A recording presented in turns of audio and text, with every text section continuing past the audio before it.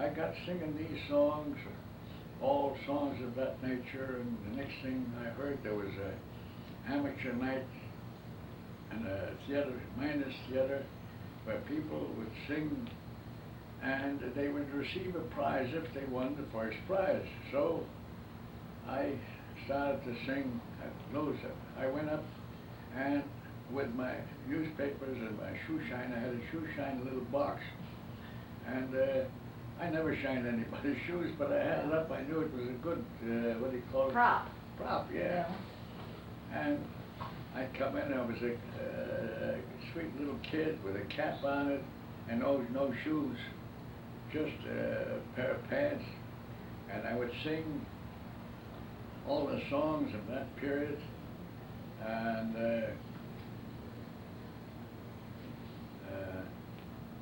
I'm wearing my heart away for you. I cry aloud, aloud, but true. I dream of you by night. I long for you by day. I'm wearing my heart away for you. And now. Was your mother proud that you sang? Did they know your family? No, they didn't know. I'd come home with a lot of money. Yeah. Who were your mother and father? Pardon me? Who were your mother and father? Who? Yeah, their names, where were they from? Just briefly, who were they? They were my father and mother were simple little Jews that came from a city called, a little town called Monastirziska in Poland. It was then Austria-Hungary. And father went away first. His father sent him away because the army was going to call him. And the army, my grandfather didn't want my father to eat, to trade for meat. So he sent my father to America. Not because he was afraid he might be killed, that didn't matter. But the idea that he will eat, trade for meat. Wait, go on. Go ahead. I'm listening.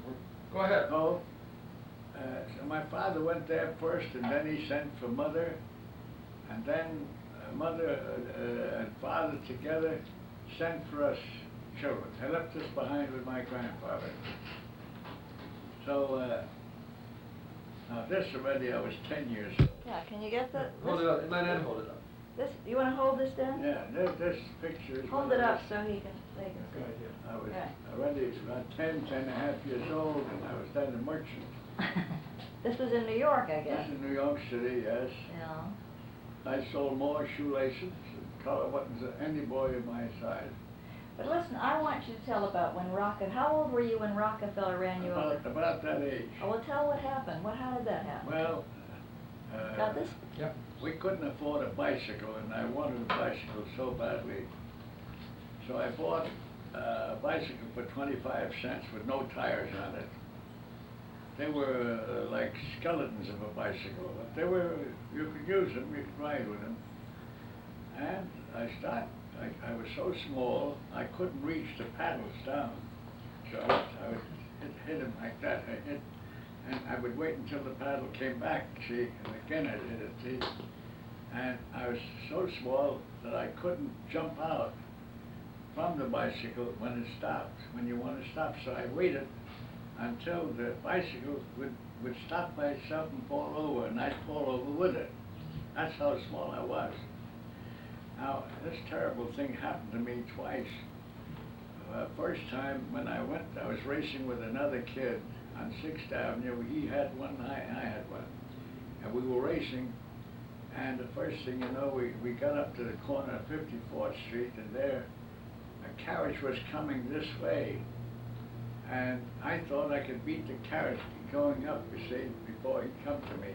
But instead, I misjudged it, and the horse and carriage ran me over and kicked my head over here, and they rushed me over to a hospital. And I was conscious, and the doctors took a hold of where my head was bleeding, and they put 13 stitches in it, my head. and they asked me where else I was hurt, and I was hurt very badly in my stomach and my head. But I said, nothing hurts me anymore. I was so afraid they're going to cut me open. They didn't give you any anesthetic? Oh, no anesthetic of any kind. No. It's a luxury. And they left me there for a few minutes and down, like, in the lobby. Didn't even take me upstairs. It was just, while they were away, I jumped off the bed and I ran home. Went bandaged up, terrible.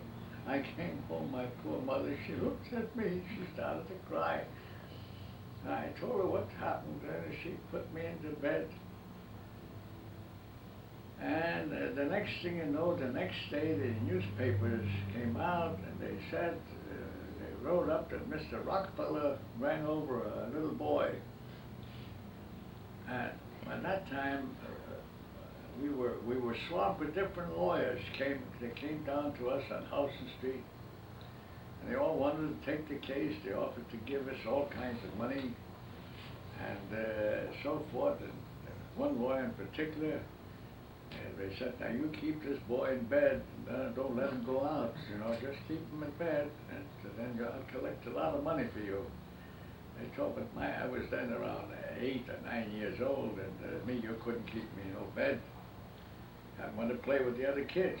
So as soon as he left, I went down, and they had, Rockefeller had spies watching me, see, watching what I would do. And they caught me downstairs playing here. So they decided that they had no case at all. And they settled and gave my mother $50 for this terrible thing for my head. No, now, this tune school was a horror to me. But the singing of the songs has fascinated me. I start working with other kids, and we start rhyming some of the songs, such as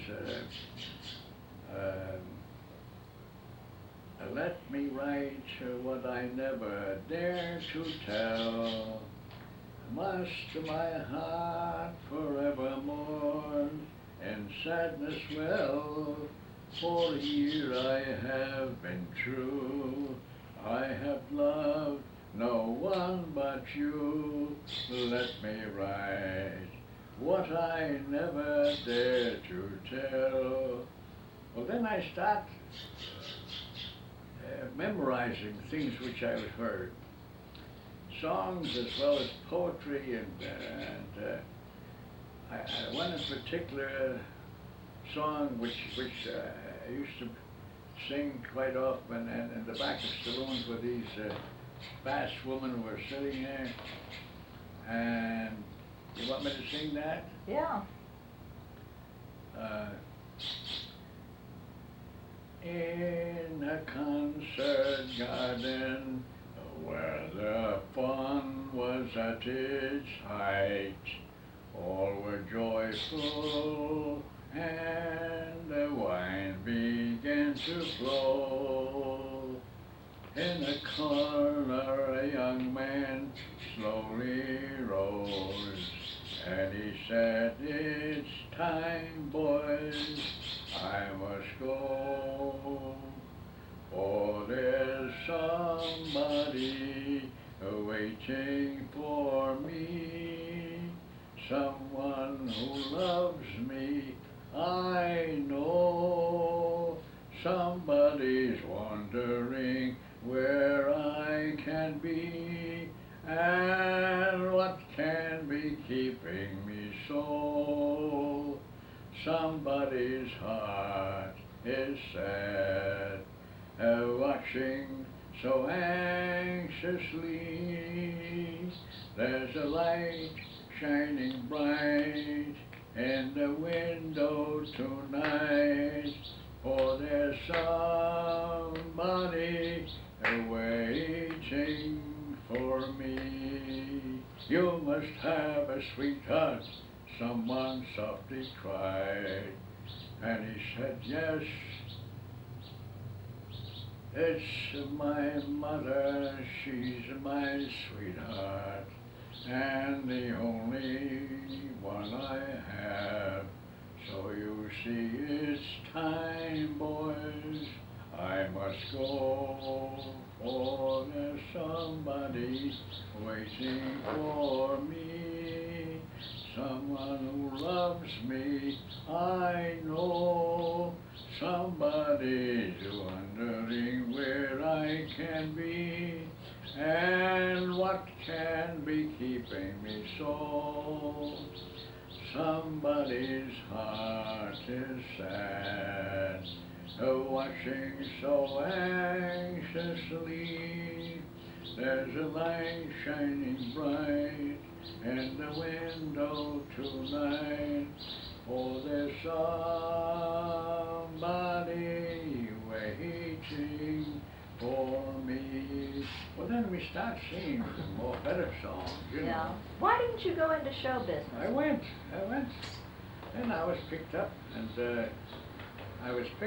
I got a job, and Tony passed us for a week and sang songs and told jokes. In New York? Yes, and I was then around, right, that when I was already, that. Yeah, that's not, right. I was already 10 and a half. Mm-hmm. And I started imitating, I used to love to go to shows, you know. That's where I picked up all this stuff. You mean plays? Whenever the Vaudeville and different shows, I would pick up things, and it's fascinating to me, you see these things. And while I was merchandising and selling things and so forth, in the meantime, I was also around show people. And I used to memorize these songs, okay? Oh, you remember them all? I remember, yes, I remember a lot of them, and since I grew up, I got to remember more. I just started acquiring the newer ones, the better ones, and so forth.